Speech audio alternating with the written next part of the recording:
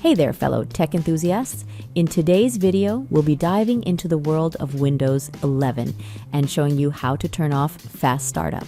Now, you might be wondering, why would you want to turn off this feature? While this feature can provide a noticeable improvement in boot times, it can sometimes cause issues when it comes to performing certain tasks, such as installing updates or accessing certain system settings.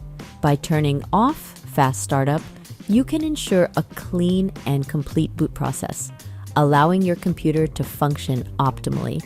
Before we begin, we would appreciate it if you hit that like button.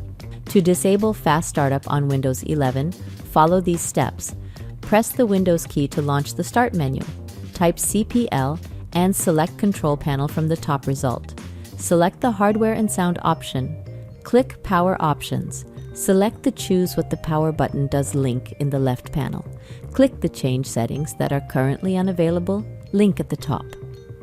Uncheck the Turn on Fast Startup recommended box. Click the Save Changes button. Thank you for watching. If you found this video helpful, please consider subscribing to our channel for more informative content. We appreciate your support.